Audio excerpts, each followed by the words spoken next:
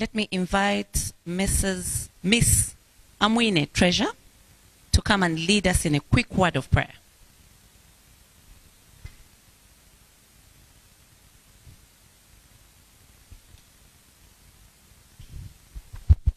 Let's humble ourselves for prayer. In the name of the Father, and of the Son, and of the Holy Spirit. Amen. Loving Master, King of Glory, we praise you for this bright new morning, O Lord. And Master, King of Glory, we call upon your Spirit to come and dwell in our midst, O Lord. That in whatever we say, O Lord, we shall convey your power, and, O Lord, we believe that our minds shall be nourished with wealth of information, O Lord, that we shall use to better ourselves and the greater nation at large. We bless you, O Lord, for this opportunity. We pray that you may guide us through, and, O Lord, after all this is done, the glory and honor shall be given back to you. Pray, believing and trusting in his holy name. Amen. In the name of the Father, and of the Son, and of the Holy Spirit. Amen. Thank you very much.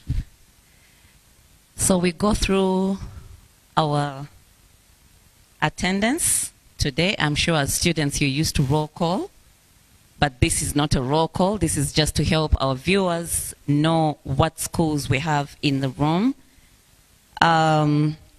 Is Kashaka Girls Secondary School present? Okay. Nyamitanga Secondary School? Mbarara High School?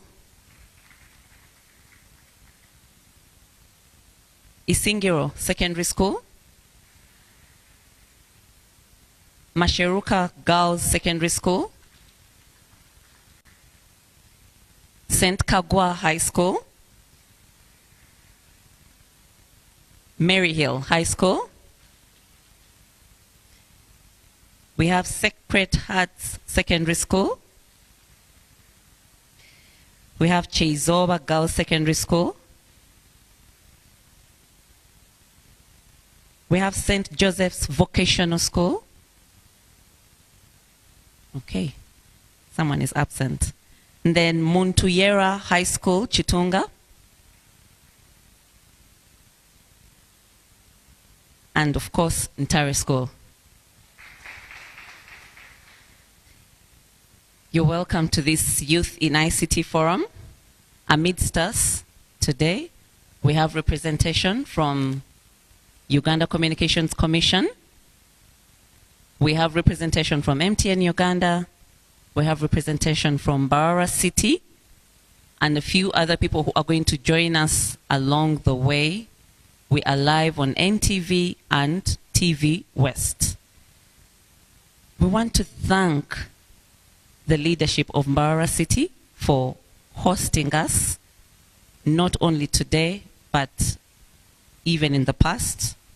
And we also want to greatly thank the management of Ntare School for allowing to host us at this Youth in ICT Forum, which is being featured in our commemoration of World Consumer Rights Day. My name is Rebecca Mukite. I head Public and International Relations at Uganda Communications Commission. I'll just give you a very brief introduction about World Consumer Rights Day. As you might all be aware, UCC is a regulator of the communication sector in Uganda. Communication sector, we're talking about telecommunications, broadcasting, postal, data communication, internet, and all matters ICT. UCC regulates to create balance so that the people who give us the services and also those who use the services all live in harmony, including the government. But that is now sounding very technical. I'll go back to World Consumer Rights Day and why we commemorate World Consumer Rights Day. I am very sure everybody in this room, by show of hands, has used a mobile phone, right? And everybody has either watched television or read or listened to radio or used a communication service in one way or another. And by that, all of you are consumers of communication services. This year, World Consumer Rights Day is being commemorated under the theme, Fair and Responsible Artificial Intelligence for Consumers. I know when we talk about artificial intelligence, it sounds very far off, but it's important for all of us in this room to know that there are very many aspects of artificial intelligence that we are living with now, in this day and age, whether we are aware of it or not. And it's not going to stop there. It's going to keep improving and being part of our everyday lives. So, this year, as we commemorate World Consumer Rights Day, the theme is fair and responsible artificial intelligence for consumers. I don't know if the students have an idea about what artificial intelligence is. Anybody want to try artificial intelligence?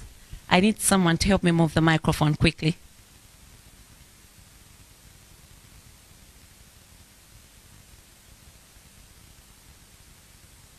You can come up here quickly and just give us a quick outlook of what you think artificial intelligence is.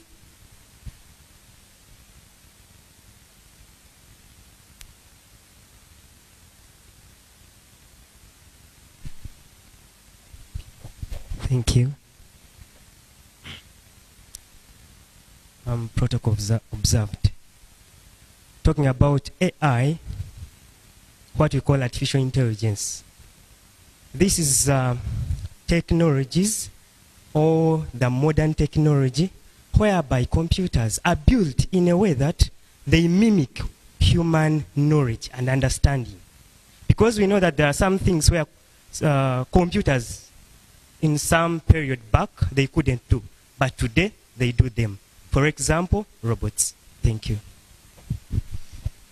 Good. Yeah. That's really good. I need some examples of artificial intelligence, quickly. Thank you. Examples of artificial intelligence, we have, like he mentioned, we have robots. Robots which are able to be commanded and they do work in place of human beings. Thank you. Okay. I just need one more example. Is someone over there?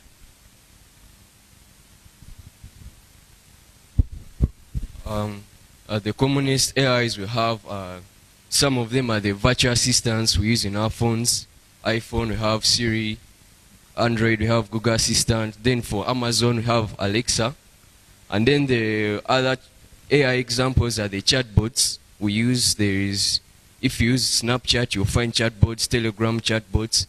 And then the rest have language modules where we have ChatGPT-3. Good. Thank you very much. Those are good examples of artificial intelligence. I believe everyone in this room has used TikTok before, or one of those social media platforms. And you will notice that the first time you watch one full video of, for example, a challenge, a dancing challenge or someone washing carpets, thereafter, every time you open your TikTok account, those are the videos that will be coming. Do you ever wonder why TikTok is able to know why you're interested in that challenge? It's because you watched that first challenge. And then the artificial intelligence that is built inside TikTok will know that Rebecca loves to watch dance challenges. So every time you go back to TikTok, it will automatically open a dance challenge. That's an example of artificial intelligence and how it is involved in our everyday usage of ICTs. But back to the theme today. Why must artificial intelligence be fair and responsible?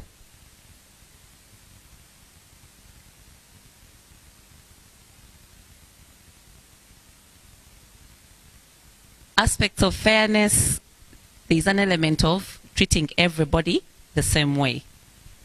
So, the theme this year, fair artificial intelligence, we're saying that artificial intelligence must be fair to all users, whether you know it's there or not.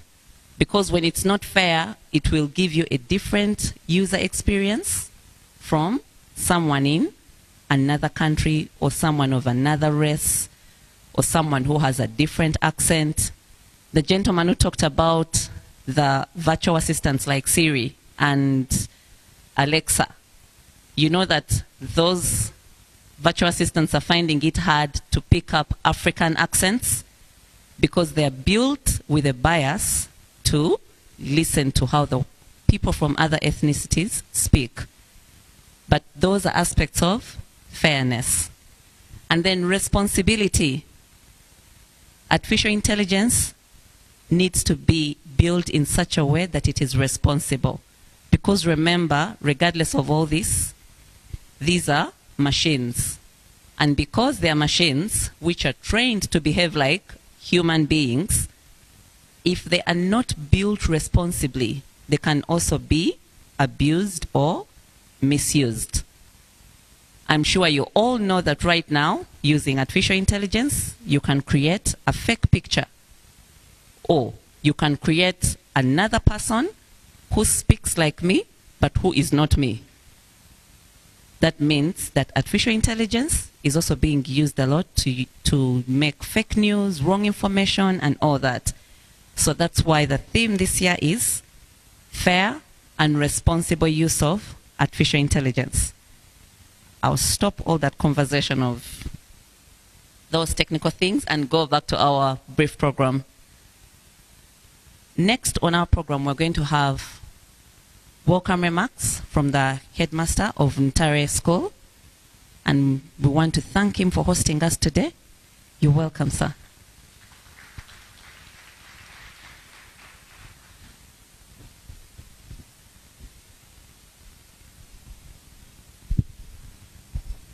Thank you very much, Rebecca.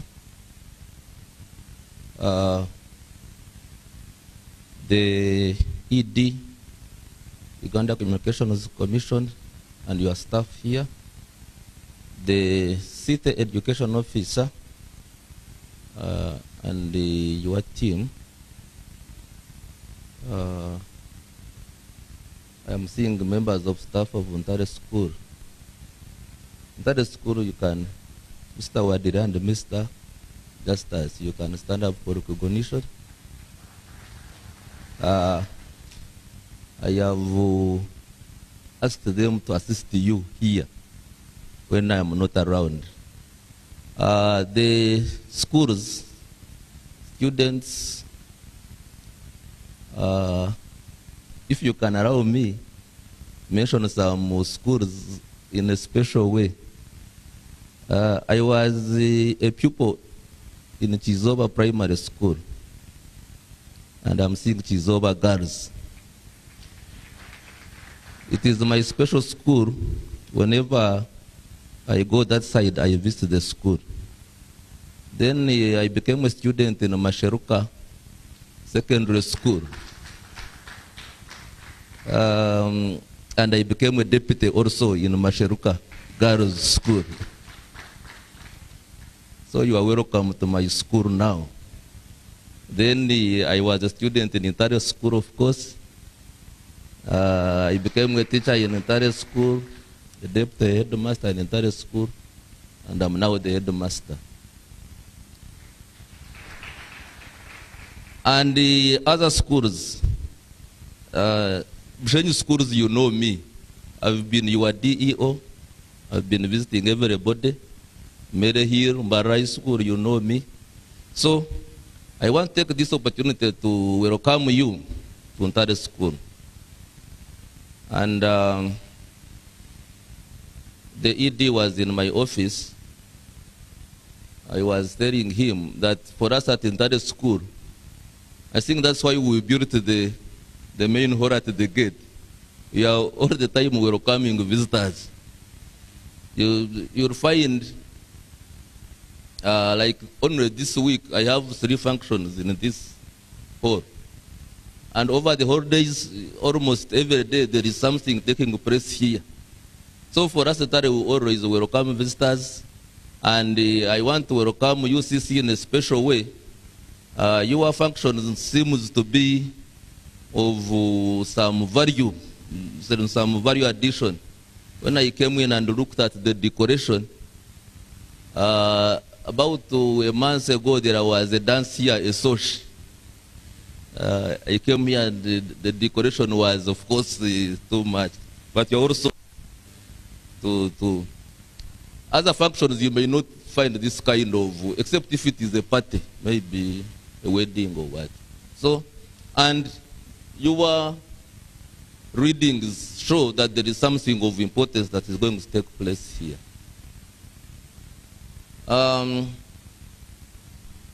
We are sorry, the gate looks dirty now because of the constructions. And of course behind the kitchen there is firewood. Last night we couldn't disturb you. You can see some chairs littered outside. We had to do the watching from outside. But bear with us, the inside will, at least the inside is okay. And the geography of this place, those who may want to go beyond the main hall, the classrooms are up, the dorms are very far. The house teachers are a kilometer away. So I hope you only need this place. It is self-contained. The places of convenience are just as you are getting out. The members of staff, you can even, you have closed this place, but we have others behind here. You can use them behind the door. The rest of the things will be okay. If you don't see me around, Justus will be my focal person. I have another engagement with SESEMAT. Students, you know what SESEMAT is. And I am the chairman of SESEMAT, this region. We are planning for another training starting on Sunday. So I have to attend that meeting. But all in all, according to what she was saying, artificial intelligence and what, the phones usage fairness is what we want in this world. Listen to them, study what they are, we study from each other. I've been talking to him, and he said there are some engagements that each school will be presenting here. So study from each other and know what is good and what is required in the world. And I hope we as Ntare school, we have gained a lot. When you come here, we get some kind of edge over the board, because you have heard our anthem, for instance. We want to live at peace with all the neighbors, and the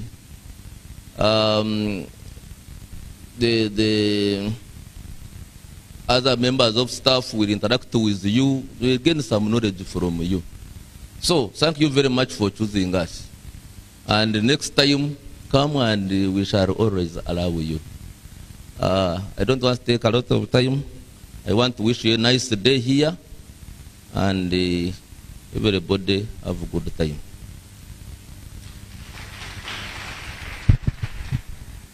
Thank you very much for those welcome remarks. We definitely feel at home. Can I have a stronger applause, please? That is better.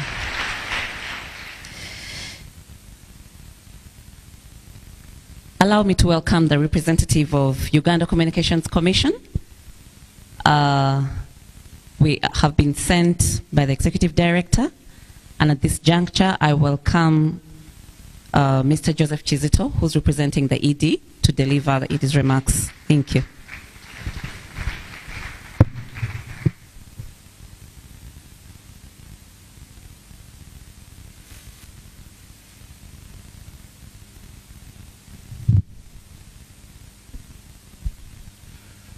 Good morning, ladies and gentlemen. Good morning, ladies and gentlemen. Very good, that's better. Our moderator for the day, my colleague Rebecca, noted that the energy levels were low and 23.6 million Ugandans are watching you. Please don't let down Ankole sub-region. Okay? Yeah, thank you very much. As introduced, my name is Joseph Chizito. Substantially, I head the Consumer Protection Department at the Uganda Communications Commission. But I'm honored today to represent the Executive Director of the Uganda Communications Commission, Honorable Nyombi Tembo. He was supposed to be here, but he has a regional activity to do in Kampala. He couldn't even do a simple dash in and out. But all the same, he's adequately represented by myself and my colleagues, and we shall deliver his message. I know we are running out of time, and I know people watching on TV countrywide, you're also keen to be part of this discussion and follow the actual substance of the discussion. So I'll not take a lot of time going into the other details. Rebecca has done a bit of that, and she'll continue doing a bit of that. So I'll deliver the official message of the Executive Director, which he delivered and is written here, but I also make a few comments later as the head of the team that's executing this program. So let me go straight into the Executive Director's message. These are the remarks of the Executive Director of the Uganda Communications Commission on the hosting of the Youth in ICT Symposium, March 13th, 2024, here at Ntare School, Mbarara City. The members of Parliament that he thought would be here, that committed, some of them are coming later. Honorable members of Parliament, city and district leaders present, the district education officers of the different districts, and specifically Mbarara City, our host city, the headmaster Ntare School, the head teachers and the representatives from the participating schools, the media fraternity present, Ugandans following on TV and other platforms. Ladies and gentlemen, on behalf of the board, management and staff of the Uganda Communications Commission, I warmly welcome you to the Greater Ankole Regional Youth in ICT Symposium here at this great institution, Ntare School. Some clap. Thank you. Ladies and gentlemen, this symposium is part of the government's agenda on youth empowerment as we collectively endeavor to walk the talk in the digital transformation of our beloved country, Uganda. Relatedly, the Youth in ICT Symposium is further aligned to UCC's general consumer empowerment program that seeks to not only promote the rights of a consumer, but also empower them to play an active role in determining the direction of ICT services in Uganda and globally. It is therefore of no surprise that this event is held in the week of the World Consumer Rights Day that will be commemorated on the 15th March 2024 under the theme Fair and Responsible Artificial Intelligence for Consumers. Before I proceed, let me shed some light on why the Commission is at the forefront of promoting youth empowerment in Uganda. The Uganda Communications Act of 2013, specifically Section 5K, mandates the UCC to promote and safeguard the interests of consumers and operators as regards the quality of communication services and equipment. In fulfillment of this mandate, the Commission has therefore mainstreamed consumer protection in the delivery of this mandate, in the delivery of its regulatory mandate. The establishment of a fully-fledged consumer protection department, the universal access agenda, the National Communications Conference Initiative, the Youth in ICT program, among others, are testimony to the Commission's commitment to deliver on this mandate. Ladies and gentlemen, as you may all be aware, the youth are not only a key stakeholder group, but are also our country's decision makers for tomorrow.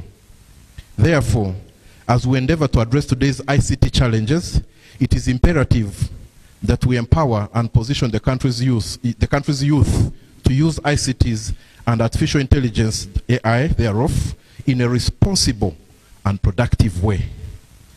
I implore you, ladies and gentlemen, to note the key words: responsible and productive.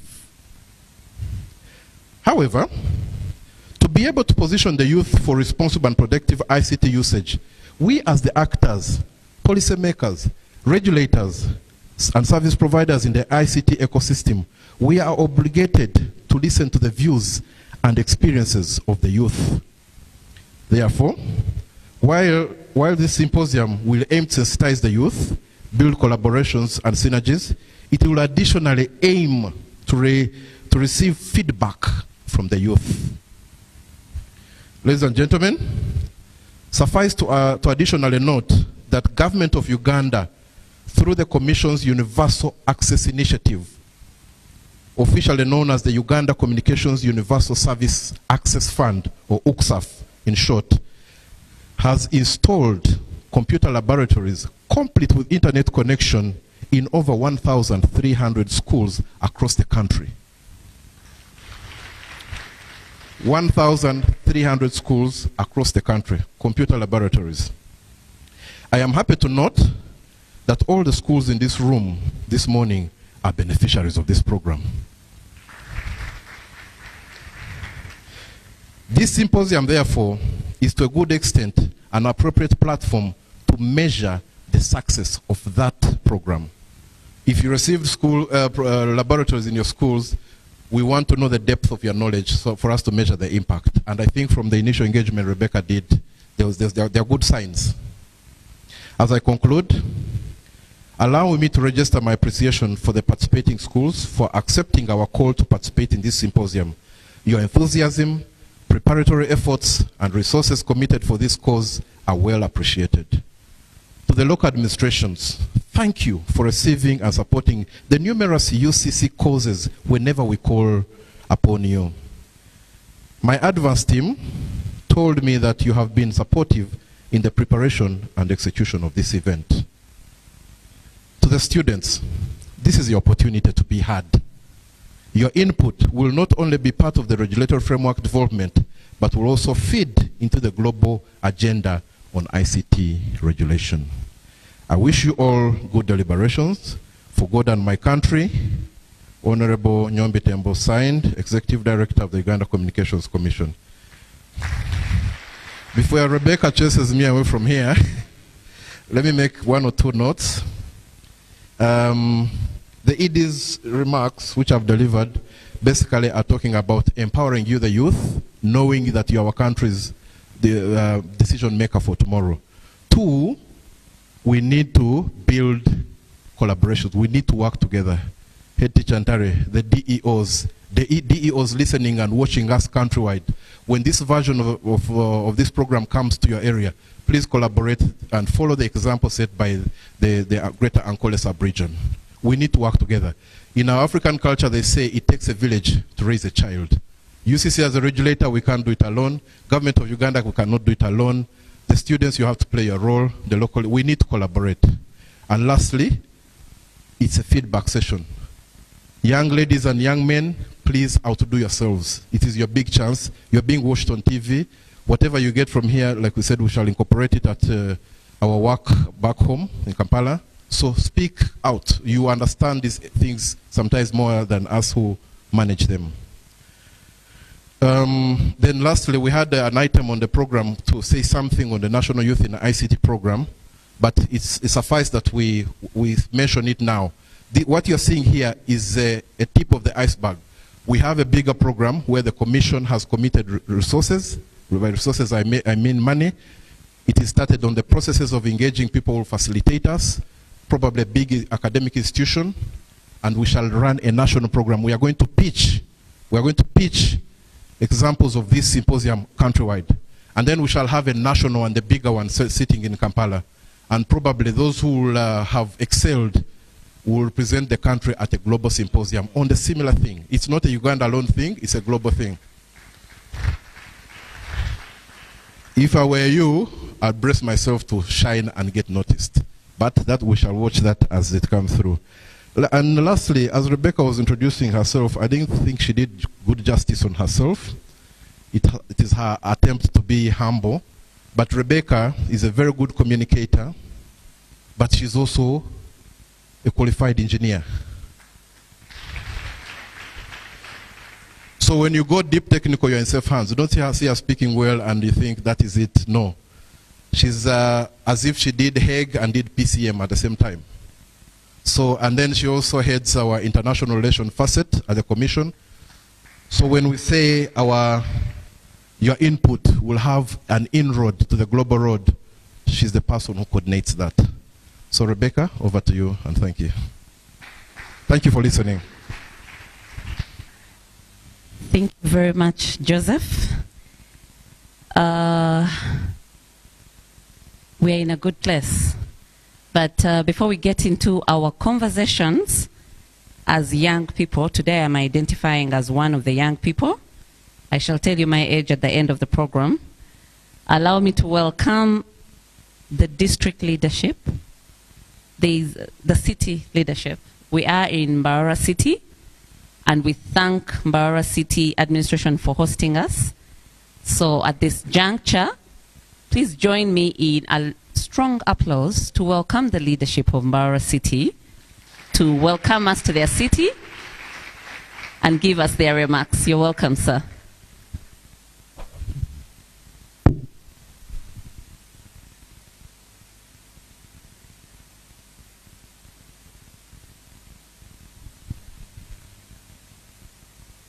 The head teacher, Ntare School, the AD, Uganda Communications Commission, our moderator this morning, all the participating schools. Good morning, ladies and gentlemen. My name is Atwirgo Ezra, City Education Officer, Mbarara City. I've come with a friend of mine. You can wave to the participants. He's called Mugume Ihinduza Abel. He's an education officer, special needs, Mbarara District Local Government. But right now, he's in the position of the district education officer for Mbarara District. So you are all welcome to Mbarara City. My work is very simple. I will not take much of the time. One is to welcome you to Mbarara City. So those schools that are coming outside Mbarara City, you are most welcome to the land of milk and honey.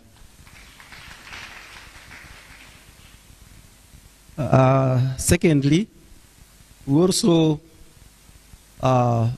thank Ntare School for hosting us. You can clap hands for Ntare School because the environment is really conducive. We thank the administration. I want to make a few remarks because we started a little bit late and I don't want to take much of your time. But I want to talk about this ICT.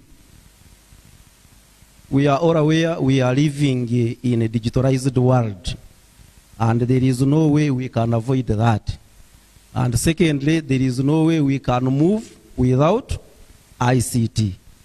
So my humble request to all of us is to embrace this ICT.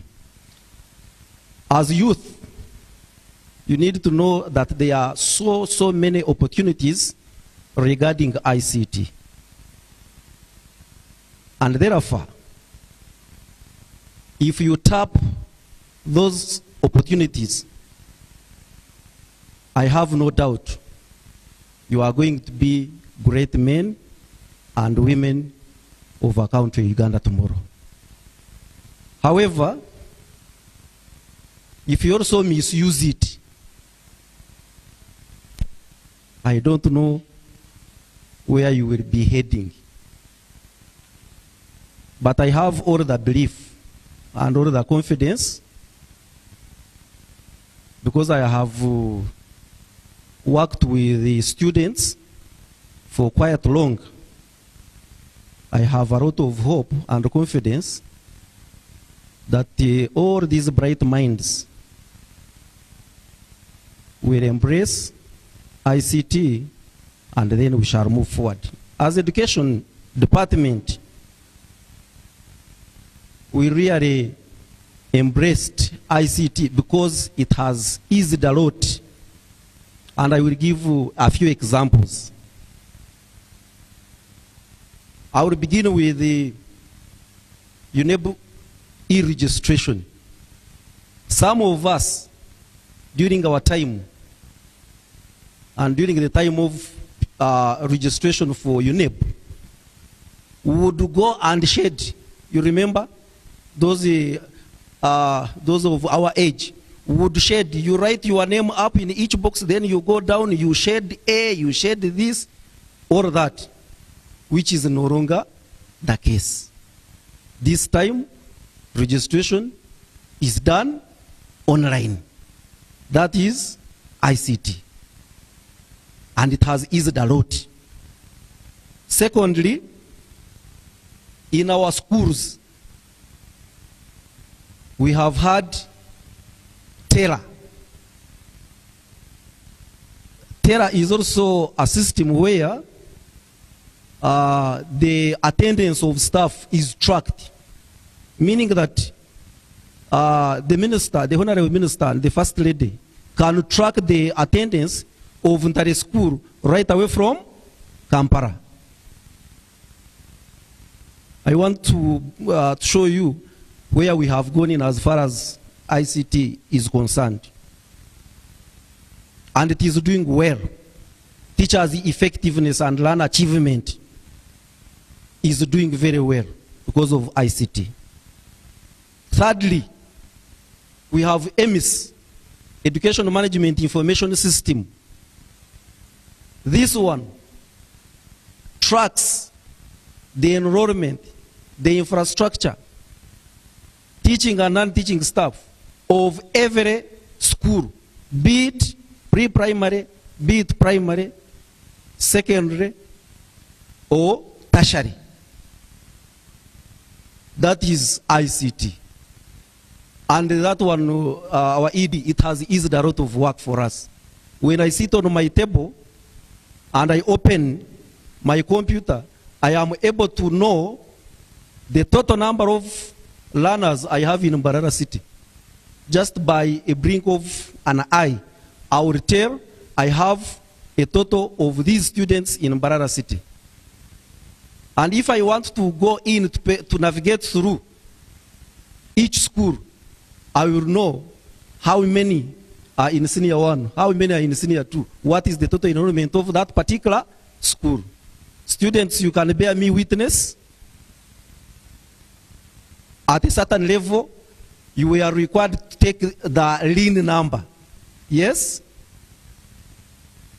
Meaning, our ED, I don't know what I can say on this. Actually, for us, we are moving on a tarmac road because of ICT. A learner can be transferred from one school to another school just by the system. Promotions are made on the what? On the system.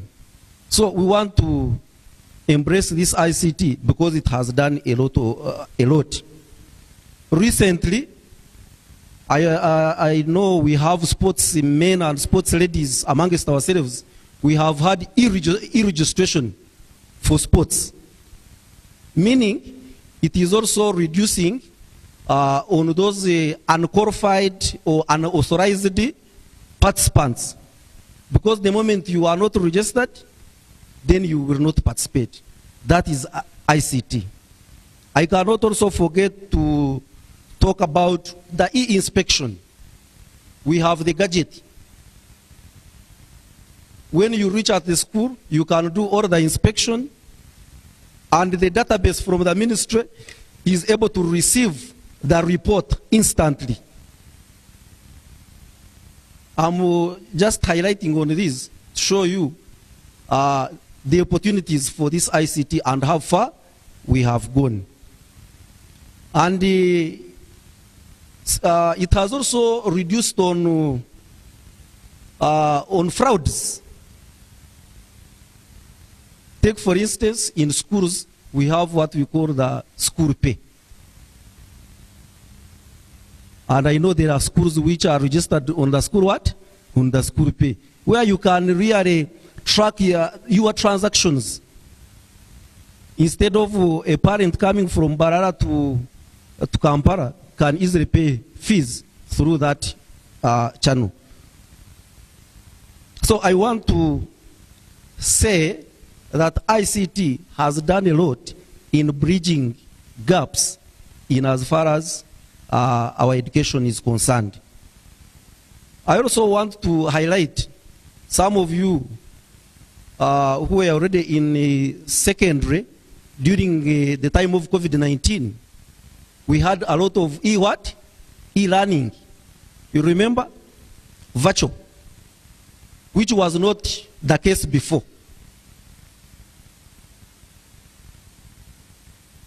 We also have what we call the e-library. You can go to the Google and you get whatever you do what you want. Instead of going to these libraries and then you look for this book here and there, you just go on the Google and you get whatever you do what you want. That is ICT. So we want to thank you so much for thinking about Mbarara City in particular to bring this engagement. And I want to end by requesting the participants to be very keen when you are giving in your views. Your input is of great importance to the development of the country. Otherwise, I don't want to take much of the time. I want to thank you so much for coming.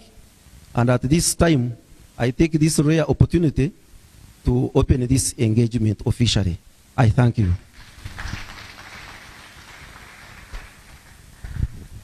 Thank you very much, sir, for those remarks. And thank you very much for giving us very good examples on how ICTs are being integrated in service delivery and how they're being used to monitor. I believe the students have learned something, you know, something really practical. Thank you very much, sir, for those examples. Ladies and gentlemen, our dear students, the symposium is officially opened, and I need to set some ground rules as we move into the panels. We're going to listen in to each other. I expect to have a lively and interactive engagement with young people. The world is seeing us, and we can't create an impression that we are either hungry, bored, or uninterested. So please give me the excitement, give me the energy, give me the vibe, ask questions, engage, interact, disagree, agree, speak up. Let us hear those distinct voices from your brilliant minds. You see the world in a bigger way than we do because you're the leaders and consumers of the future. We have 4 panels today, 4 panels, or should I say topics. And those topics are going to have representatives from each of your schools. I went through the different schools, save for the ones who came late. I will not call them latecomers. They just came late. And those speakers are going to be joining me on the stage. They're going to be sharing their thoughts on that topic. They have to share their thoughts briefly, in a very clear way, but also with confidence. Speak with confidence, otherwise we shall boo you off the stage. I went to school in King's College, Budo, and it was not very easy being on stage if you were boring. There was a time we were almost suspended because the daring students even booed the headmaster. I am not encouraging you. I am just saying that say your thoughts with confidence, speak up, be brief, be articulate, and the audience, let us engage at the end of each panel to see what it is that we have to learn quickly from the topics. Are we together? No, we are not together. I have just said I need energy. We are definitely not together. Are we together? Good. So, our first topic today is ICT as a key to empowering students in developing countries. So, before I invite the speakers, I need one legend to tell me what empowering is. I need the microphone to be able to move across the room really fast. So the topic is ICT as a key to empowering students. What do we understand by empowering? We don't want to talk about things that are not clear. Very quickly, I need a volunteer to tell us what empowering means. Okay, thank you. I shall have one. You have the microphone. Okay, I think empowering means to encourage someone to carry on with something. That's a good definition. Okay, let's have one more. I think empower is to... Please speak up, project your voice. I think empowering is to give power to someone to do something. Like provision of power to do something. Okay, one more, just one more. On another table, across maybe. I can't be louder than you. I am much older. I think empowering means to lift up someone's morale towards doing something. Okay, so we have a fair understanding of what empowering is.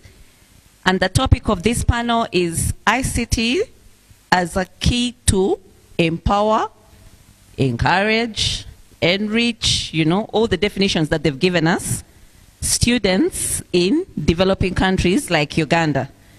And to give us their thoughts on the topic, we have two schools. I invite the representative from Ntare School, Mr. Asimwe Brave. Please join me to welcome Asimwe Brave onto the stage. I shall also expect some speed. We are working against time. Please move faster. As Asimwe comes on stage, join me to welcome Mr. Lyndon Ndiabangwe from Muntuyera High School.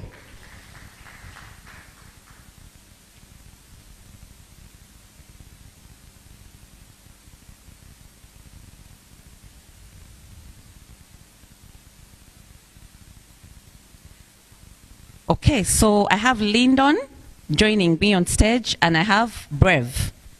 And they are going to share their thoughts about ICT as a key to empowering students in a developing country like Uganda.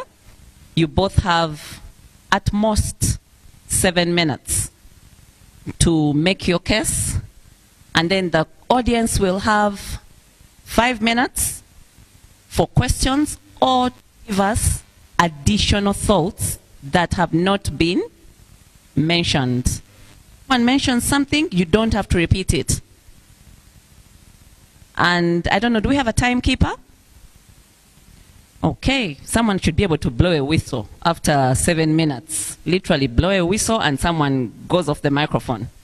So you need to have all your points together. You can take your seats.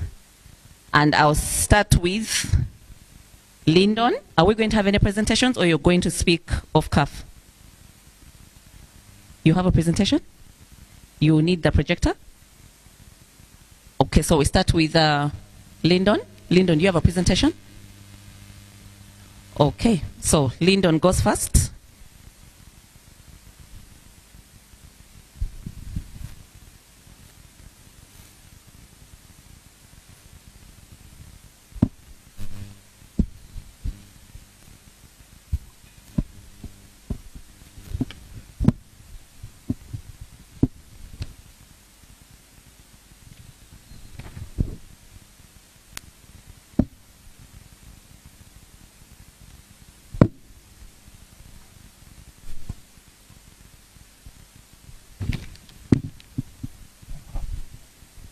Schools present, the UCC Commission, plus the entire lab.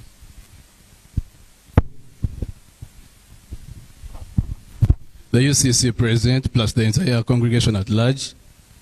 I greet you all. My name is Lyndon India, and now we're taking you through from Ntare High School. First and foremost, I will begin with introducing the theme and the topic, ICTs as the key to empowering students in developing countries, under the theme, fair and responsible artificial intelligence for consumers. When we talk about ICTs, ICT stands for Information and Communication Technology. ICT stands for, ICT includes two terminologies, one which is the information technology and the communication technology. The information technology refers to the processing of information through a computer system, while the communication technology refers to the transmission of information in a computer system. ICTs can be defined as technological tools, resources that can be used to disseminate, create, store, and manage information. Here before we are going to see how ICTs have helped in empowering students in developing countries. 1. Introduction of the National ICT Innovation Hub at Nakawa, which is under Ministry of ICT, through UCC that serves as a catalyst for homegrown digital solutions and aims to catalyze entrepreneurship and digital employment across Uganda. It also equips students with innovative skills and technological knowledge for their studies. It has also provided the establishment of regional hubs in universities, for example in Kabale, Soroti, Makerere, and Mast. These innovation hubs, like as we saw back then in 2023, the NAM Summit and the G77 plus China, they visited one of our innovation hubs in Makerere, in Kampala, and then this was mainly to equip students with knowledge, skills, and empower them technically in these computer skills. As we go on, our second point will be the extension of network facilities, easing provision of artificial intelligence to communities, which provide students with personalized learning experiences, that is CAL, computer-aided learning, access of information and data, e.g. Google Search, Yahoo, etc. The extension of network facilities. When we talk about the extension of network facilities, here we mean the bringing up of telephone masts in very many different areas in the country, which has helped students in carrying out research. When we talk about research, we mean people finding out more about things that they don't really have knowledge about. So these technological tools and resources, through the extension of networks, has helped us to find different answers by the help of these resources, the Google Search, the Yahoo's, the Chrome, and very many more. The enhancement of digital literacy skills through awareness campaigns, targeting the informal sector, youth, people with disabilities, marginalized communities. This enables support of student education. When we talk about the enhancement of digital literacy, here we mean equipping more students with knowledge about ICT. And when we equip students with knowledge more about the ICTs, like the marginalized people, they gain more confidence, they get a reason to live, and they get more time to find themselves. And as one of the reasons, and as one of the reasons why enhancement has been put up, the youth most of the time spend a lot of time in gambling, let me say betting. But now when we talk about the ICTs, this has helped to improve their confidence and has helped students to run their best in handling different ICT gadgets. Virtual learning platforms, virtual learning environments and online platforms enable remote learning, especially in areas with limited physical infrastructure. For example, the African Virtual Universities, which is the initiative that provides online degree program and professional development sources to students and teachers across Africa, expanding access to higher education. When we talk about virtual learning platforms, here we mean the video conferencing, which has helped in the long distance learning, the electronic learning, which is mostly known as the e-learning. So this has helped to equip students, has helped in handling issues of remoteness, like we saw in lockdown. Education did not stop just because we were not at school. Education continued, and this was because of the ICTs, the technological tools that were introduced. The innovation of BRAC, which means Bangladesh Rural Advancement Committee, a non-profit organization initiated in 1972, established play labs in Bangladesh, which combines play and technology to promote early childhood and development learning. When you talk about BRAC's Play Lab, it was introduced in Bangladesh. Of course, you all know work without play makes Lyndon a dull boy. So probably we have to, when we talk about this, the play thing, it also consists of the virtual reality. So when you talk about the virtual reality, this is a generated computer environment. A generated computer environment that comes up with objects, scenes that really look like they are real, but they aren't real. So that's what stands for virtual reality. So another point, we shall have the introduction and extension of cyber school learning to different regions in Uganda, hence giving local schools education, like software to access information, most especially the partnership of the Cyber School Technology Solutions and the UCC, who delivered more than 750 schools across the country. The extension of cyber school learning, we have seen this as one of the projects being taken up by the UCC, the Uganda Communication Commission, for those who don't know. And this has helped in providing more cyber rooms in many different schools. Like for example, in Ntare High School, we have one, and this has equipped students with more knowledge and the confidence to run different skills on a computer. This is done by downloading and installing cyber softwares in computers, which has probably helped us, and I think it will continue helping us. And probably I thank the UCC Commission for having introduced such. I think they deserve a round of applause. One laptop per child initiative, the OLPC initiative aims to provide low-cost laptops to students in developing countries, enabling access to educational resources and digital tools such as the software and content to be installed in the laptops for children to use while standing. So when we talk about one laptop per child, this was founded by Nicholas Negripote in 2005. And the computers that were used by then were called the XOs. The XOs were the computers used by then. But the real name of the XO was known as the $100 computer, but currently known as the XOs. These computers help in facilitating and equipping students with the knowledge, and the one laptop per child as an initiative, it helped students to acquire more laptops, which is students from accessing computers, because most people, and most especially most students, say laptops are very expensive. The ICT in Education program implemented Uganda Commission. So we shall have the personalized learning, ICT platforms that tailor education content to individual student needs, promoting personalized and self-paced learning. Personalized learning, we talk about the electronic libraries,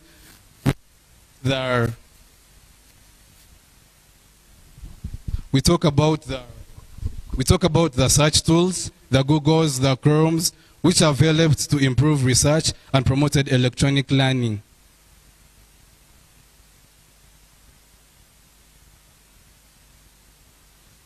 The Hole in the Wall project. This project was installed computer kiosks in slums and rural areas, allowing children to explore and learn independently. It demonstrated that children can teach themselves with minimum guidance. The Hole in the Wall project was introduced in 2007, and this was mainly improved and created to improve the confidentiality of students, helping them to run on their own pace and know what is basically for them as far as ICTs are concerned. Open Education Resources, which stands for OER, are free accessible education materials, such as the e-library that can be used, adapted and shared by teachers and students, reducing the cost of textbooks and resources, the electronic libraries and more of them. ICTs have the potential to revolutionize education in developing countries by addressing the challenges, for example, limited access to quality education. As I conclude, ICTs are a powerful tool for empowering students in developing countries by addressing the challenges and ensuring equitable access. We can unlock a world of opportunities through these ICTs as we work together. Thank you. Lyndon, that was a marathon, huh? That was a marathon. I hope people could catch up. I was also struggling to catch up, but I kept writing quick notes. Let us first listen to Brave, and then we shall listen in to the audience. Brave?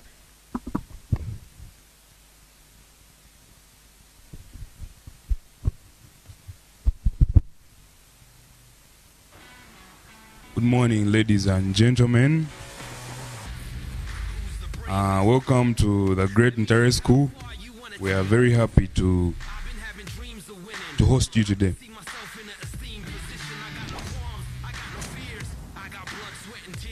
Today's topic is ICT as a key to empowering students in developing countries. And allow me to take you through the main points in this topic. Information and communication technologies, abbreviated as ICT, is defined as a diverse set of technological tools and resources used to transmit, store, create, share, and exchange information. ICT has emerged as a powerful tool for empowering students in developing countries, in this case Uganda, and as technology becomes more accessible, it offers immense potential to enhance education, bridge gaps, and create opportunities. Developing countries are countries with relatively low standards of living, underdeveloped industrial sector, and moderate to low Human Development Index, abbreviated as HDI. Now, this is the index that compares the measure of poverty, literacy, education, and life expectancy.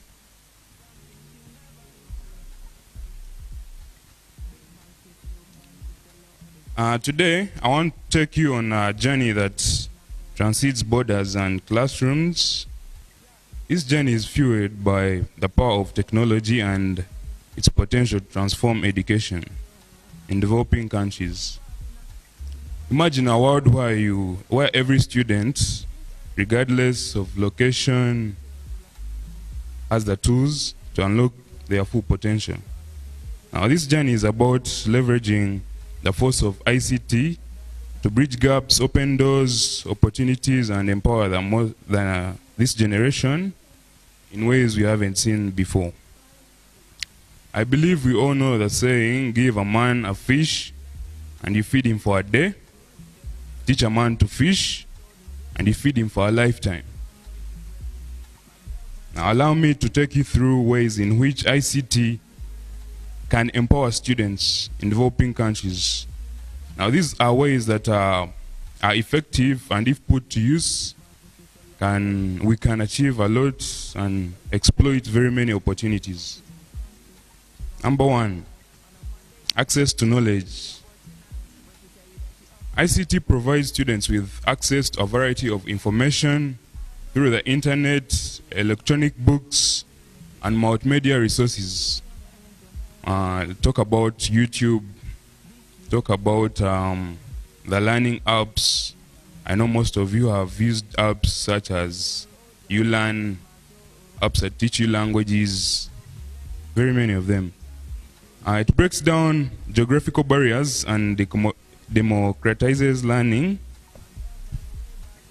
For instance, you can attend a lesson that is being hosted in, let's say, Japan, and there are no geographical boundaries when we're using ICT, because we get empowered to be in the same classroom with people in other geographical locations.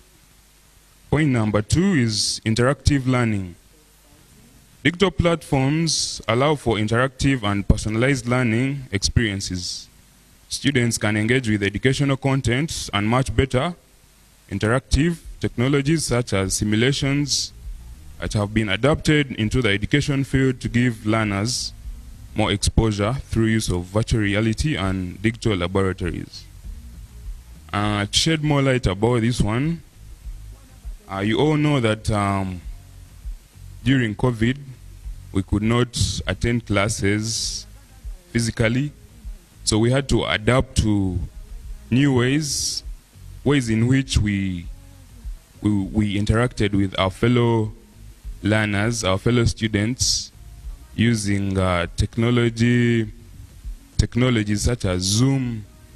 We used Google Classrooms, we used Google Meet, and it was very effective because this is a place where you get to share ideas, you get to know each other, and then we saved a lot because the teacher saved time coming to classroom, the students could attend the lessons in their own areas of convenience. Let's say you could attend a lesson while having your lunch or doing something else.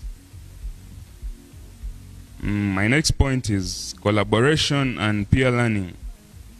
Online platforms facilitate collaboration among students, enabling them to work together on projects, share ideas, and learn from each other. This is through use of social technologies such as Google Meet, Google Classroom, and Zoom. This allows students to share ideas and interact with each other, thus enabling them to improve on their social skills such as communication skills. My fourth point is about skill development. ICT equips students with essential skills such as digital literacy, critical thinking, problem solving, and creativity.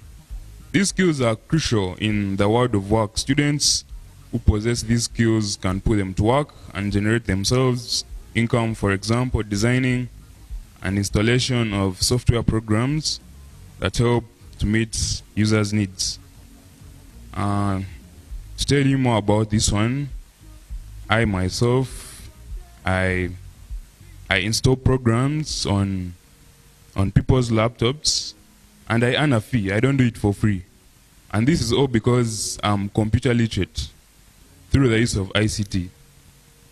So we as the youth, we can embrace ICT, and instead of asking that small money from your parents, you can get some money. My fifth point is on empowerment. ICTs have empowered students in developing countries to take control of their own learning and education. They have access to resources and tools that enable them to pursue their interests and goals and to become active participants in their own education. When you log into your Google account, you do whatever you want to do.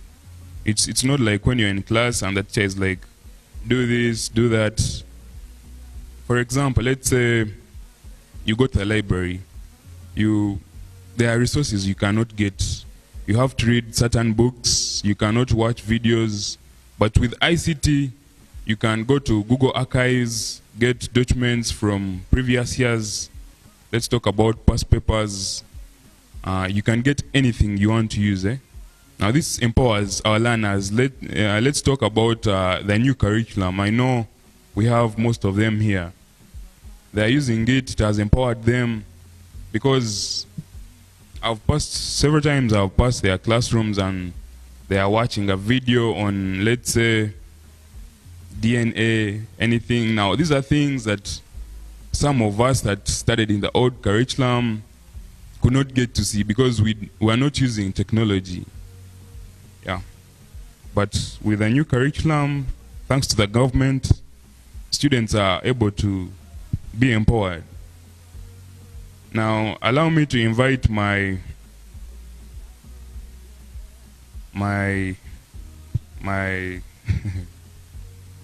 my fellow discussant to take you through the limitations and solutions. Benjamin, come on stage. We need to check with the timekeeper. How much time do we have left?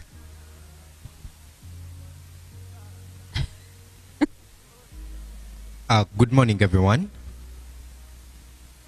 My name is Zainibiana Benjamin, and I'm going to take you through the limitations and what we can do to solve the problems that come along with ICT. Point number one is about infrastructure and equipment. Many developing countries face infrastructure limitations, including unreliable electricity and limited internet connectivity. Then also, sometimes you can go to a school, and when you want to access like a computer lab, maybe you find like 10 computers, and yet over 50 students are offering ICT as a subject. Then my second point is teacher training. Educators need training to effectively integrate ICT into their teaching methods. With the new curriculum from Senior 1 to Senior 4, as of now. We'll give him 2 minutes to thank you. Wrap up. 2 minutes. Yeah, thank you. Most teachers have not been trained, and they lack content on what they're supposed to teach and how they're supposed to teach. Then content localization, whereby creating localized education content in multiple languages could ensure inclusivity and relevance. Then point number 4, maintenance and sustainability. Ensuring that the longevity of ICT initiatives requires proper maintenance, technical support, and funding, which has not happened yet, whereby you can go to a computer lab, you find that you need to use a computer and that computer does not function. Then the last point on limitations and solutions, gadgets in school. With the new curriculum, sometimes you're answering a question and you're required to use internet, but all students cannot access the computer lab at the same time, and school rules and regulations following the Ministry of Education and Sports do not allow students to use gadgets. And these gadgets would be of very great importance if they were allowed in school for students to carry out their research work and answer their assignments. Then I'll look at the impact of ICT briefly. The impact of ICT has improved learning outcomes, where ICT enhances engagements, comprehension and retention, interactive multimedia, content making, learning more engaging. Then point number 2, economic empowerment. Technologically literate students are better prepared for the job market and entrepreneurship. If you do not have as of now, if you're not able to run a computer or work with it, you cannot compete with someone that knows. Then health and hygiene education, then social awareness. Yeah, thank you. Okay. Thank you very much, Lyndon, Benjamin, and Brev. Our first 3 speakers. Can we give them another round of applause? They've brought out quite a number of issues, but before I go into my notes, I don't know if anyone has something that they feel wasn't said. If you say something that was said, I'm going to join the audience and we boo. So, something that was missed out, just one chance. You have 1 minute. Well, thank you so much, ladies and gentlemen.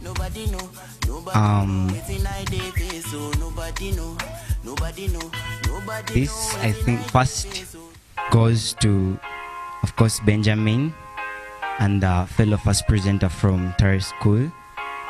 One, if the people at the control can help us and display the information one more time. There is quite some small mistake. I think the views you gave and the explanation were quite impressing, but still I have a feeling they are not enough to challenge us. They are not enough to divert our thoughts to what yours to where yours are. Because one, it is telling that information and technology and communication technology. Well, that is good because that is ICT. And I'm here to inform you that we are talking of ICTs, as in tools, not ICT, because that gives a different perspective, though same explanation. Because one, ICTs are the use of digital, as in definition, the use of digital technology to process, store, and exchange information. And then ICT is information and communication technology in full. And then definition is an extensional term for information technology that stresses the role of unified communication. Well, your explanation is quite good, though quite different topics. Thank you so much. Okay, that is a clarification, which I'll leave the students to process, and we shall revisit at the end of the conversation. I want to thank the panel because it has brought out the key issues to do with ICTs and how they empower students in developing countries. Benjamin, thank you for talking about the challenges. We are very awake and aware of the challenges. He talked about the limited numbers, the teachers. I shall not talk about the teachers in their presence. And maintenance. And yes, some things are being done to address those challenges, but we are very awake to those challenges, especially with the new curriculum. Both our speakers talked about issues to do with access and affordability, the quality of education. I believe all of you would learn better when you saw something and how it works. Is that right? I need more energy, guys. I'm talking to young people. We talked about digital literacy and skilling, and I believe all the panelists brought it out. I did not hear anything about cybersecurity. You spoke about it? Okay, there was mention of cybersecurity, and we all know why cybersecurity is important. So I believe our first panel has done a good job in describing how ICT plays a strong role in empowering students in countries like Uganda. Is there anybody who's not satisfied? I have one hand in the audience, but you have 30 seconds. Can you project your voice very quickly, briefly, straight to the point?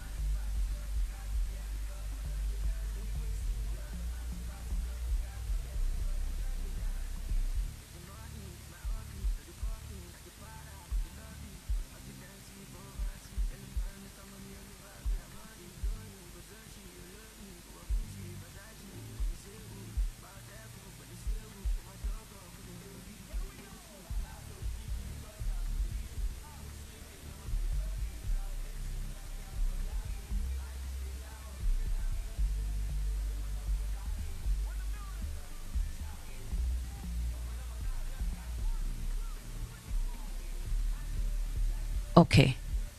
We are really pressed on time, so I'm going to hold that thought.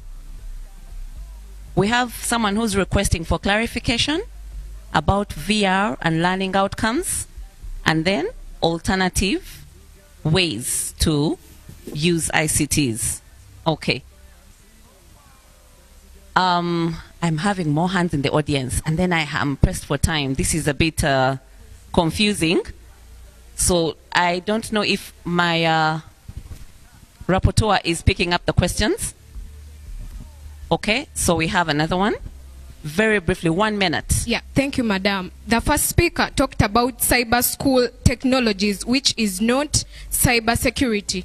Okay. Cyber school technologies is something different from cyber security. Thank you very much. That is definitely noted and very important observation. Okay. Thank you so much. The first speaker said that ICTs have stopped gambling, and I don't know how. So I want to know, how have they stopped gambling? Okay, really good job. I had some new things. I didn't know about BRAC laboratories, but we agreed we shall learn together at the end. Of discussion is the impact of social media on students' academic performance under the theme fair and responsible artificial intelligence. And firstly, allow me maybe define what it is meant by social media. Social media refers to websites and software programs used for social networking. And maybe social media sites include Twitter, Facebook, WhatsApp, Instagram, and many others. Well, in today's discussion, we are looking at the impact of social media on academic performance. And we know when we talk about impact, the impacts are always both positive and negative. So in this case, allow me first deal with the positive impacts of social media on academic performance.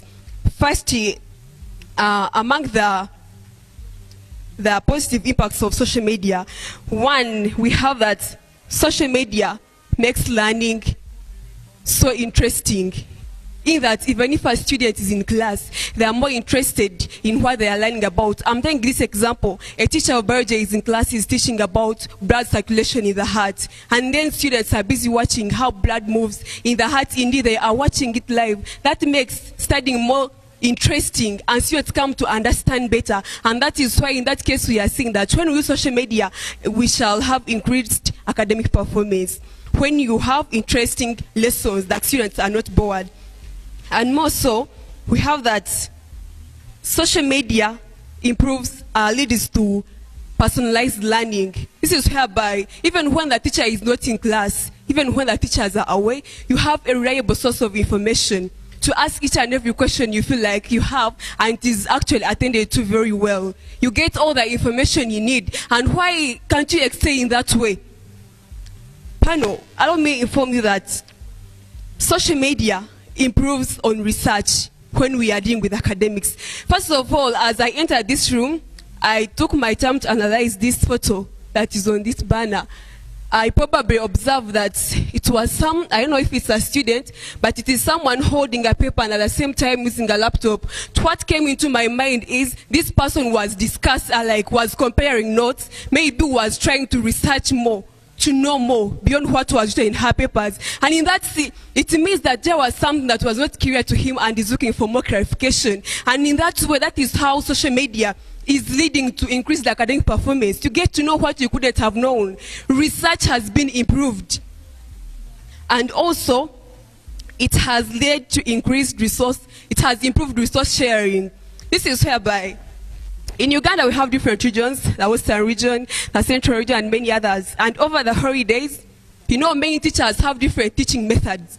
And thanks to social media, the students have been able to formulate groups over WhatsApp that they communicate through during the holidays. This is someone who is in Western Uganda, they are at par with students who are in the Central region. They have the same work, like they try comparing notes. We are sharing resources. If your teacher gave it to you in this way, me it was in this way. And in that point of view, we are internalizing and getting the best information that is required to improve our academic performance. And in that way, that is why I regard social media as a tool that has led that has led to improved academic performance. Also, social media has improved on online learning with effect from the lockdown. Realized we had difficulties from that time, and that's what lured us into online learning. And from there, it has been picked up to now. This is why you find over the holidays, students are having interactions with their teachers. They are having more lessons online. And if you're at home and you're still studying when you're outside school, probably why wouldn't you increase your grades when you go back to school? That is why we are saying that social media has actually played a bigger part in increasing, needing to a better academic performance. And also, it has increased innovation. As per the competence-based curriculum, if we regard to the competence-based curriculum, this is where students are making projects to be given marks. Probably a student has gone on Google to find a project, and as they are trying to analyze their projects, they are trying to copy some knowledge. Probably some new idea comes in. If you're trying to learn how to make a chair using plastic bottles, as you're observing how they make it, you get more ideas. You feel like, what if I make it in this way? That is how we are saying that it has increased innovation, and that is always increasing, like awarding more marks to the students in the competence-based curriculum. So that is why we regard social media as a platform that has led to increased academic performance among the students. Then also, despite the benefits of social media in academic performance of students, it has also brought in some challenges. The challenges are very many, and the first of it all is distraction. You're in class, you've gone there to search about the blood saturation in the heart. All of a sudden, a notification comes in from the subscribe from someone you're following on YouTube. A new video has arrived. Someone's attention is divided. You are looking at blood saturation, now your attention will be at knowing what is in this notification. And there we are having distractions. There it is consuming more time. Instead of concentrating more on what you are supposed to learn, there you are instead taking more time in this in the videos. And that's how we are saying that it has led to it has led to decline in academic performance. And also, there is disruption of sleep patterns whereby students take more time on social media, on non-academic things, and later on interrupt their sleeping patterns, in that they cannot concentrate, so that when they go to class, they actually doze off. They cannot concentrate because they took long, they didn't sleep in time. And that is how we are having academic performance decreasing as a result of social media. And maybe because of time issues, allow me to stop from here. Thank you. The timekeeper was getting up to come and take the microphone herself. Who's going to be our next speaker? Akram? You're welcome. Or you're going to speak from here?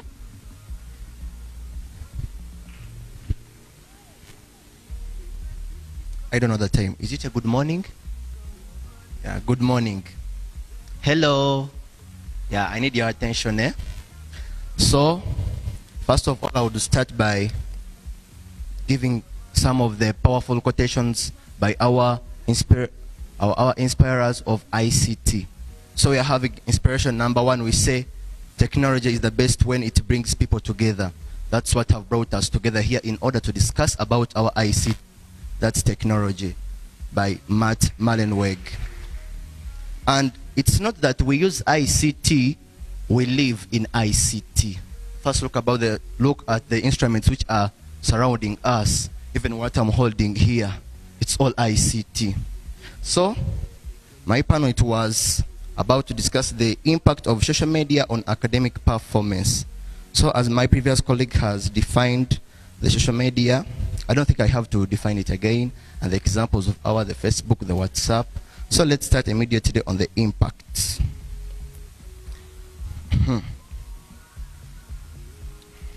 So impact number one on social media, it's exchange of ideas over WhatsApp, the groups, and whatever. In this, according to our school, Nyamitanga Secondary School, while internet was provided at our school, students start making research on different time everywhere, because they knew that internet has been installed in the school, and so exchange of ideas gonna be taking place. And sorry for shivering, you know. Yeah. And there is as the previous speaker said, there is a research made through platforms like YouTube, as you have been said, that people make research on YouTube, having new ideas, making out some projects, and there is a public group that helps in socializing information everywhere. That's our WhatsApp, because I know everybody here loves WhatsApp, so we spend our time using WhatsApp. It helps us in socializing with people in the communities which we don't know, and the Facebook helps us in socializing, whereby we connect to people whom we don't know, where they live or where they come from. And another thing is that according to the research and my survey in the school, we have discovered that it was found that 38% of our school people are neutral about the positive effects and the negative effects of the ICT. And it was seen that 50% of the positive effects and the positive effects only are being taken up because students have come up 50% of the people in our school have come up with a positive reply towards the ICT and the impact of academic performance, because people are going in the laboratory to make research according to the things that are made. So as I sum up, in all up, internet occupies a specific place in our lives. Here, what do I mean? Students, especially in the life of some students, because majority of the students cannot live without theirs. So I was requesting that, not a request, so I'm advising you that due to the high freedom of giving to students to live with their phones, they should limit and give the majority of the respondents to leave their phones even during the class sessions, because if we don't give a limit on these smartphones of ours, because everybody would be doing whatever he or she would like to do. And as I conclude, I know my minutes are done. Finally, after all, students, all of us here, you should realize that all the potential harm from the excessive use of social media networks should and be responsibly approached and learning the process of academic results. So I urge you, all of you, to always use ICT.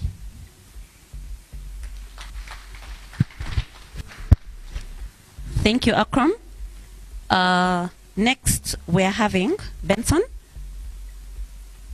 Benson, keep checking in with the lady, the timekeeper, so that she doesn't come and pick this microphone from you. All protocol observed. Good morning to us all. My name is Narinda Benson, a student at Ntare High School.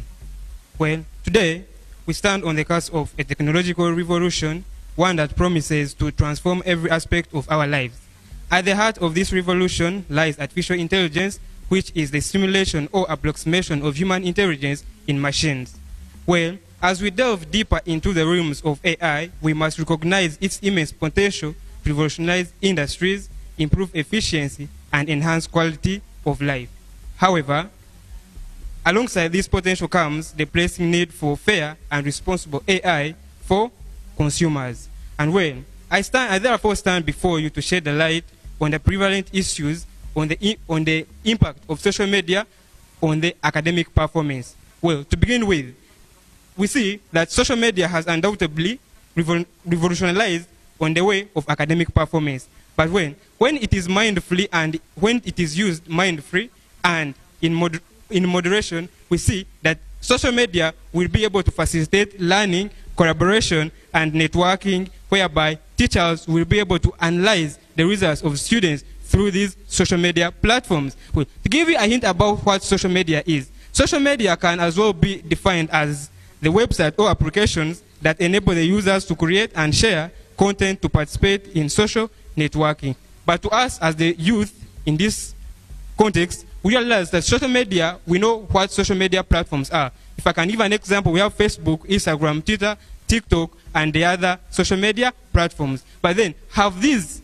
platforms or have these social media platforms had any impact on the academic performance, you realize that this is two-sided. We have to give to what extent has this social media led negatively to the performance of the students, and at the same time also discuss about how it has positively favored the students in their performance. So I have given you a highlight on the positive impact of social media to the students. To give you a next point, we see that social media supplements on the traditional classroom instruction, whereby we see this, we are in the contemporary society, but even if we are in a contemporary society, we realize we still need what was there so that we can relate the past and the present. And it is from this that we shall be able to help our students attain better grades when it comes to academic performance. And then we also realize that this social media gives a better understanding and enhances the retention capability using different tools. To us that are still in high school or to us that are still attaining education, we realize if someone has taught you or has showed you something in class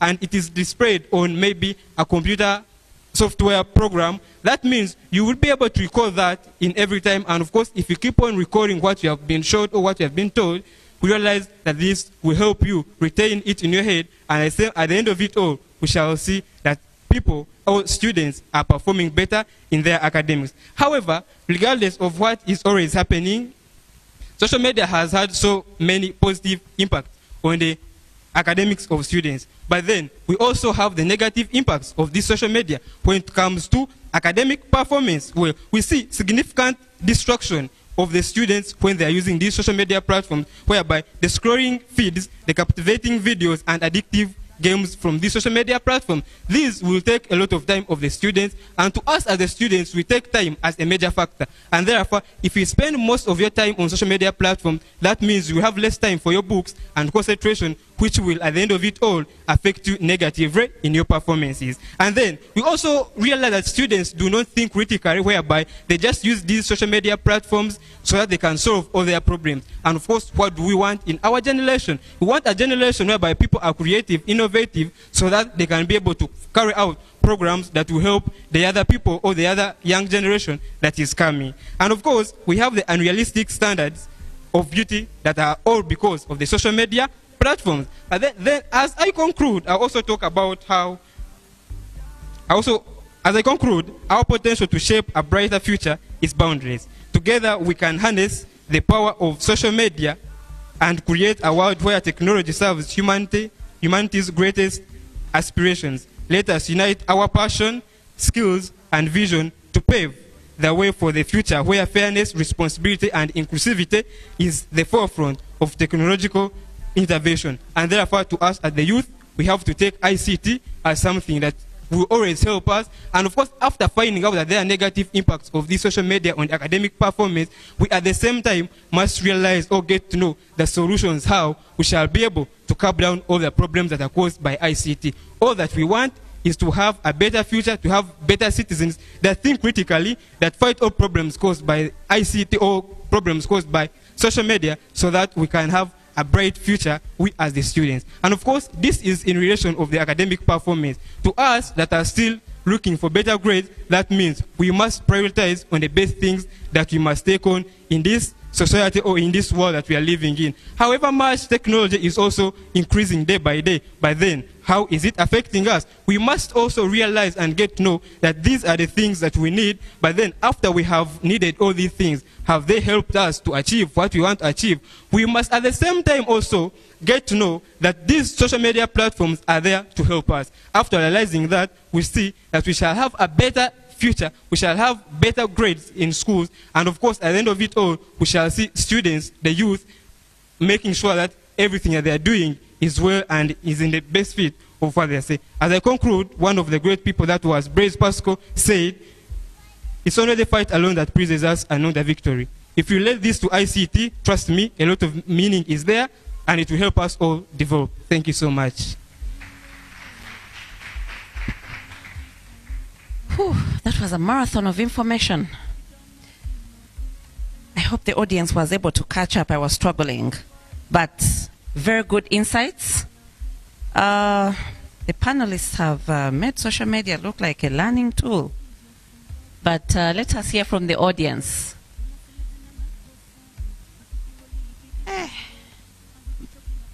So, it's 1 minute, straight to the point. I hope the rapporteur is ready to capture the questions. Please move the microphone.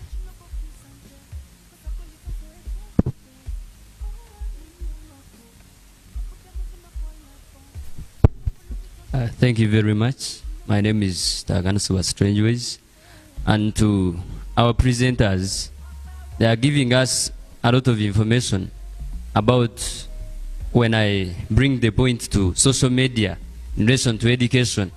They are not bringing the social media restriction measures that protect the students specifically from watching certain things on media, which will make our parents, the 23.4 million people who are watching, be contented that we, the students or the children, will be able to use and study from online like social media platforms without being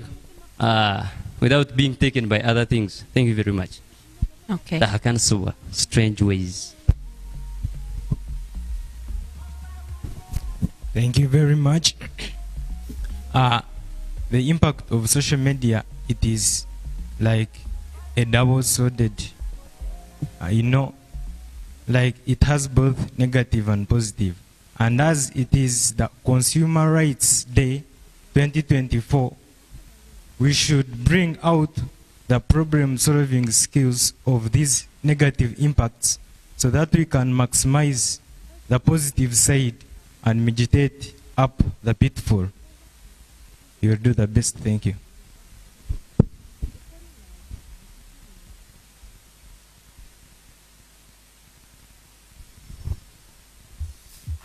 Thank you very much. My name is Tunom Joseph from Ntare School. Most of the panelists said that ICT, the major problem of social media in education is distraction. I would like to pose this question.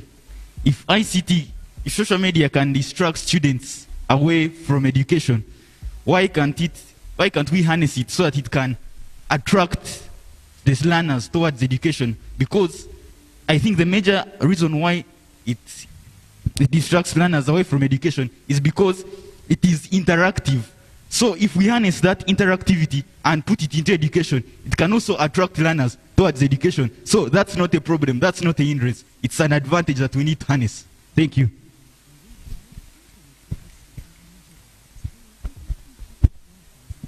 We're having one person per table.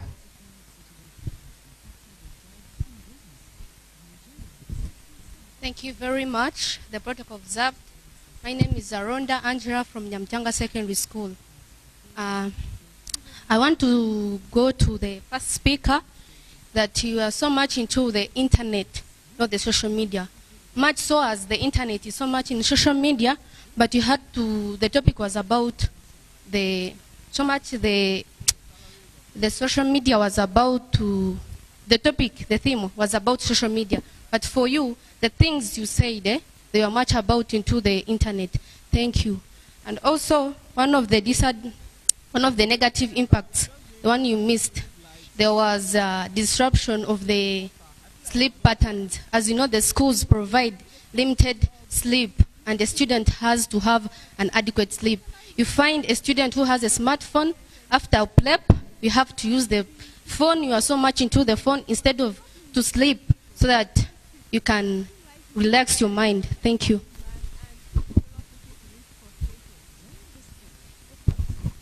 Thank you so much. I would like to give the best solution from social media, because you guys are saying social media is distracting us from learning. So we believe Google is not social media. So we'd like us to divert from social media to Google. It's the best option. Thank you. Protocol observed. My name is Regent Zabtoto Mercy from Nyamitanga Secondary School. I would like to ask my fellow speaker, the first speaker from Masheleka Girls Secondary, from Kashaka Girls. He has said that these social medias, they are destructive, but a social media can become destructful according to the way the user uses it. If you are serious, the social media cannot be destructive to you when you know how to use the social media. But if you are unserious, anytime the social media will be destructful to you. So thanks.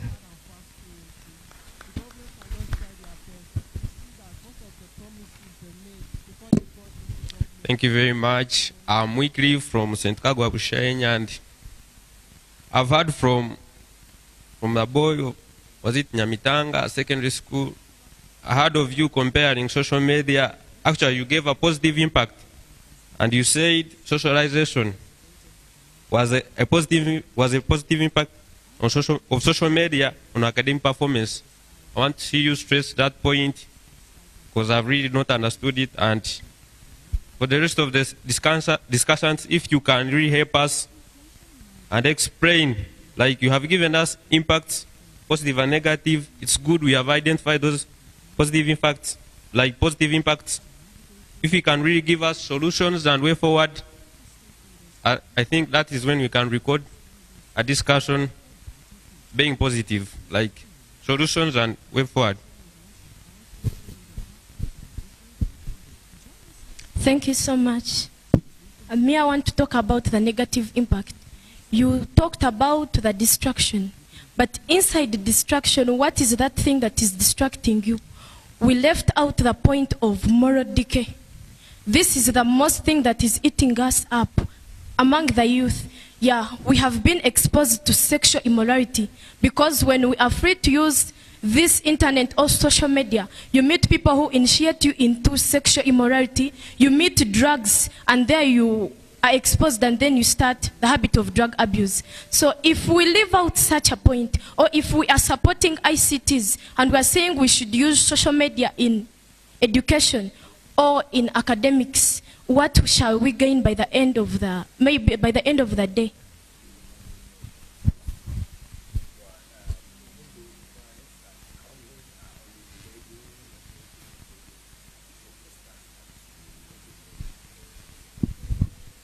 Protocol. Thank you, protocol observed. I'm Ninsima Immaculate from Masharuka Girls. I would like to comment on one of the panelists told us that ICTs cause lack of critical thinking skills, of which it's not that everyone, whoever is going on internet to look for something, does not know any idea on that thing. Sometimes you can have got an idea on that thing, but then you want to go and prove whether your idea is true or not. So it is not that you are not thinking critically, but then you are just supplementing on what you are thinking to get what is right. Then another thing, supplement on the challenges of the social media, it has caused laziness. Some students, because they trust that they have phones, computers, and whatsoever, they think that it is the only way of passing. Instead of also reading books and doing other things, they only concentrate on the ICT tools, of which also sometimes they don't provide all the information. They have promoted sexual immorality as a form of distraction. That is where it has promoted indiscipline, indecent dressing, and of which discipline goes in hand with academics. If you don't have discipline, obviously you won't excel in your academics because you are indisciplined. Then I want to pose a question. Since the topic was about academic performance, how some people, not all of us, know how to use the ICTs, because some people, they are illiterates in ICTs and others are literate. So how can we help those who don't know how to use the ICTs? Thank you. That's going to be our last one. Yeah. Okay. Ejika John Ryan, Secretary Tesis Mshanga. So we are speaking of socialization, and this point was from our second speaker from Nyamitanga. Yeah? So socialization is a two-way point. We see it cuts across, it is both positive and negative. So we wanted him to tell us how is it positive or how is it negative, so that if it is positive, we can appreciate how ICT has helped us. Or if it is negative, we can search for a solution, because we are here to search for solutions on the negative effects, so as to continue using AI or using ICT for better usage. Yeah?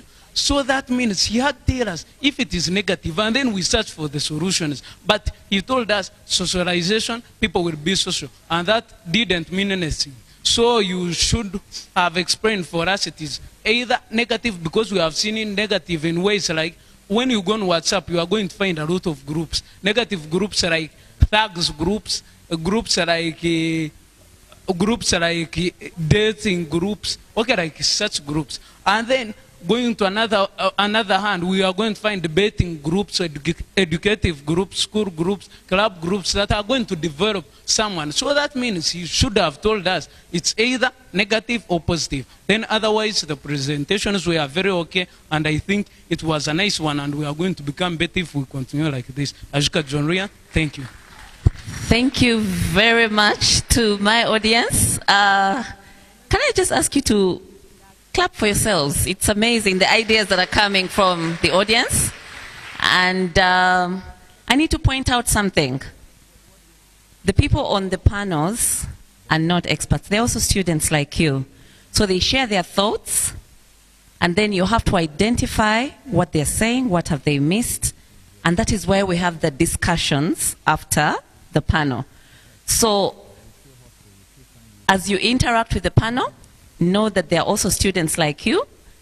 They're not experts. They're sharing their thoughts, and then we hear back from you. And I'm really, really impressed with the level of discussion, your thoughts and articulation, and the openness. And before I ask us to give an applause for the panel, I'll quickly go through the key issues of this panel. The topic was impact of social media on academic performance. Some very brilliant person over there mentioned that there is a direct linkage between academic performance and discipline. And there were also some allusions that social media or access to social media without moderation. The word here is moderation. To moderate something is to find balance. That yes, sugar is good, but when I take too much sugar, it can make me sick. Internet is good, but when I use internet too much, it can make me lose time. Social media has good things, really good things, but without moderation, it can be, one, addictive. You people need to know that smartphones are built to be addictive, and that is scientific. So every time you have a smartphone somewhere, your natural instinct is to keep checking on it even before it beeps. For as long as it's within your vicinity, you keep checking on it to see whether there's something there. That is how the technology is built. 2, time management. As students, someone talked about students who have access to smartphones. I don't even want to imagine if the ministry is watching, because I didn't know that students had access to smartphones. But that is interesting, because if smartphones are wasting time for adults who are not in school, what of students who work on a timetable? Social media without moderation can really waste a lot of time. 3, there's been a lot of talk about socialization. So on these mobile phones, on the WhatsApp groups, you find a lot of people, even in your families. I believe you have family WhatsApp groups. So you find people are talking about so many different things on the group, but when you put them in a room together, they're quiet, because all of a sudden, they don't know anymore how to talk to each other the way we are talking now. But when they are on a phone, they will talk, they will argue, they will quarrel, they will say what they're thinking. But when they sit in people, they will not be able to engage in human interaction. So especially for the young people, when you have mobile phones or access to mobile phones, when you're in WhatsApp groups, when you have your friends, your girlfriends or boyfriends, I don't know, you are very good at talking behind the screen. But when you sit with that person face to face, all of a sudden, you have nothing to say. So yes, social media has helped you a lot to socialize using the gadgets, but it has also killed your cognitive ability to have conversations, to express yourselves. Some of you people are on those social media where you are commenting. Some of you can be really mean or rude or with opinions. But when I tell you, come here, tell me what you just wrote on WhatsApp, you won't even be able to say it again. So whoever kept on talking about socialization, yes, the social media platforms help us socialize, but at the same time, without moderation, they make us lose our ability to socialize physically with people. We lose that cognitive ability to talk, to express ourselves, to quarrel, to agree or disagree, because we're used to hiding behind the screens. Number 5, comparison and self-perception. When you look at the social media platforms you are looking at, including the very useful ones, when you look at a school on YouTube and you see they have screens in their classrooms, they have very modern schools, or people look very posh, sometimes you tend to look down on yourself.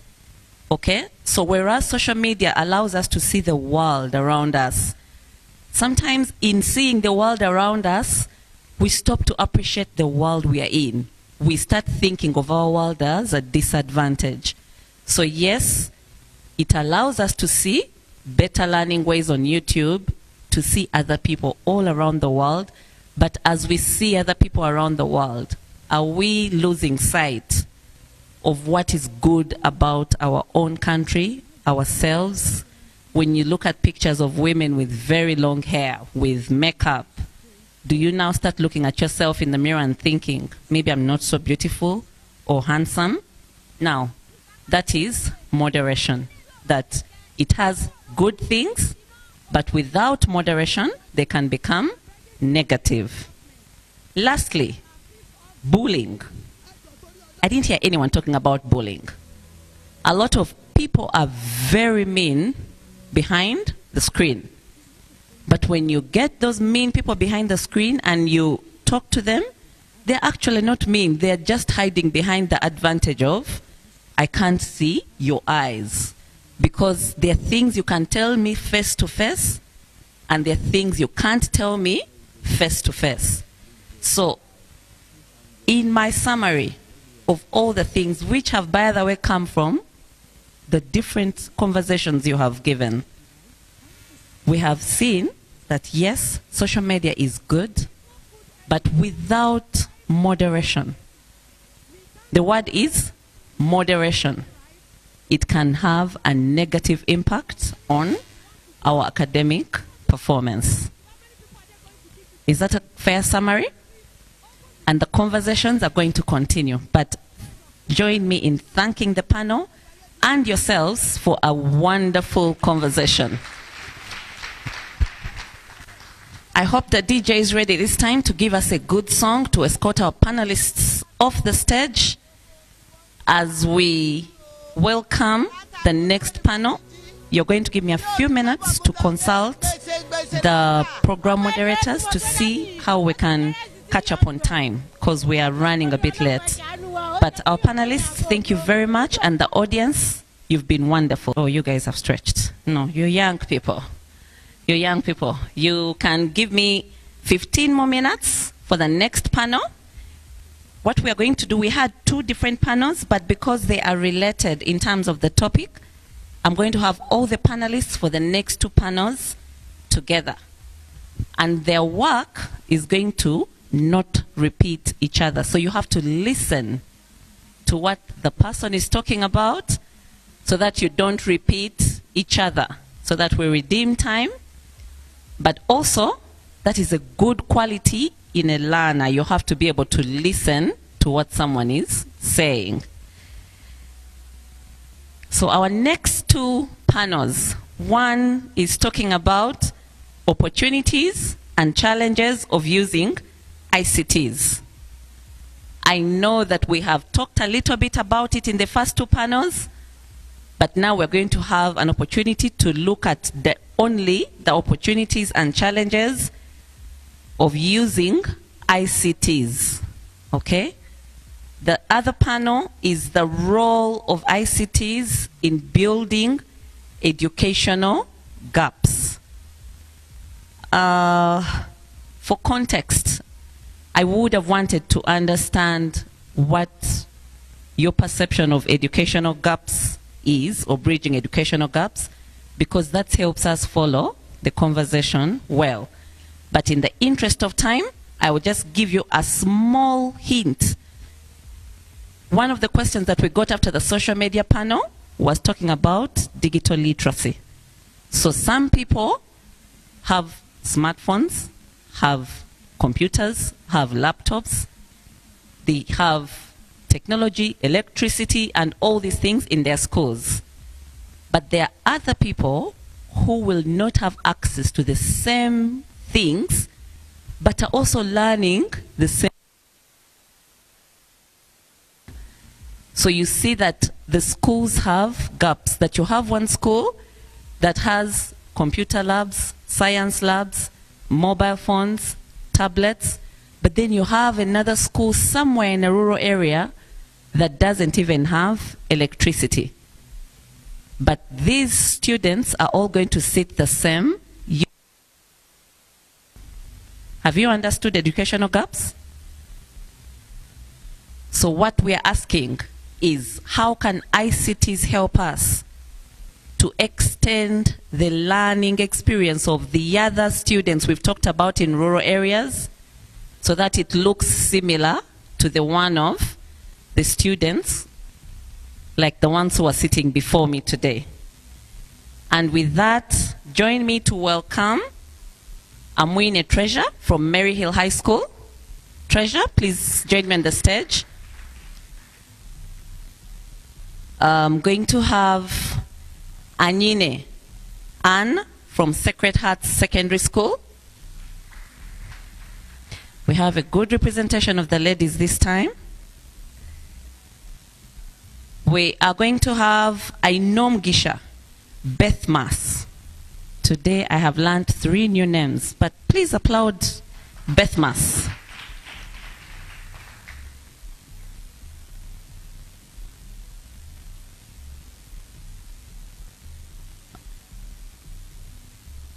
Atukunda Danite from Cheizova Girls Secondary School.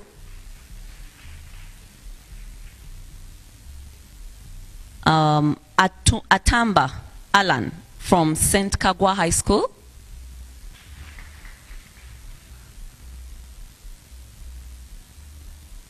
Ahurira Drina Praise from Masharuka Girls Secondary School. We'll have some chairs from the audience to complement the sitting. And last but not least, Mr. Okelo Aaron Washington. Very cool names today.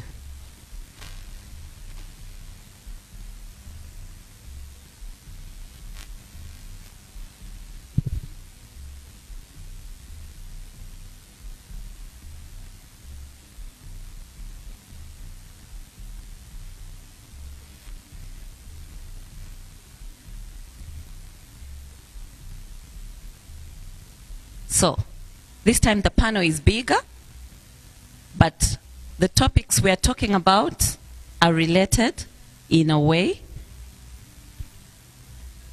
The first topic is the role of ICTs in bridging educational gaps. We talked about what educational gaps are, so we are all on the same page. The second is the opportunities and challenges of using ICTs for the youth today.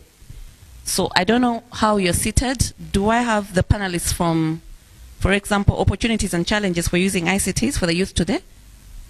That's the side. So I'll ask you to move to the side. So we are going to have a mix of the deliberation. First, we shall have the panelists